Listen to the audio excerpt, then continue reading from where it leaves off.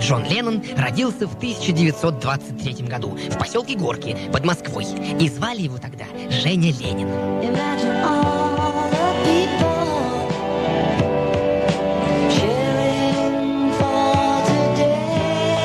Будущий лидер группы «Битлз» появился на свет в результате тайной связи вождя мирового пролетариата Владимира Ильича Ленина с его товарищем по партии Инессой Арманд.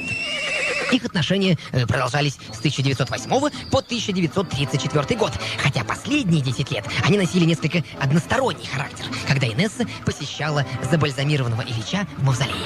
Историки полагают, что детей у Ленина не было, и это действительно так. Дело в том, что маленький Женя родился сразу внуком вождя, и именно поэтому Владимира Ильича все знают как дедушку Ленина. После смерти дедушки над будущим Джоном Ленноном нависла серьезная опасность, так как Сталин начал преследовать всех родственников вождя, особенно его прямого наследника. Поначалу его прятала Надежда Константиновна Крупская в своем футляре из-под очков.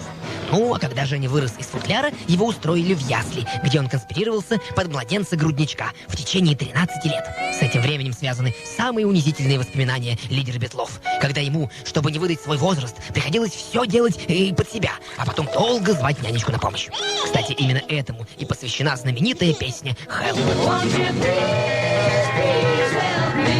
В 1937 году, когда в стране начались широкомасштабные репрессии, 14-летнего Женю переправили голубиной почтой в Англию. В течение 3 лет Джон Леннон пытался разжечь на Туманном Альбионе пожар мировой революции, но после того, как его несколько раз побили нереволюционно настроенные матросы, он решил воспользоваться своим огромным опытом конспиративной работы и в 1940 году, подменив собой в роддоме английского младенца, благополучно появился на свет под именем Джона Леннона в семье ливерпульца и ливерпульки.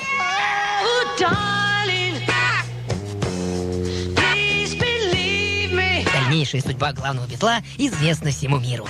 Остается добавить, что знаменитые круглые очки подарила Леннону его приемная бабушка Надежда Крупская. В память о ней он носил их, не снимая, чем сильно испортил себе зрение. А знаменитая песня «Lucy in the Sky with Diamonds», название которой многие усматривают намек на ЛСД, на самом деле посвящена дедушке Леннона и расшифровывается как «Ленин самый добрый».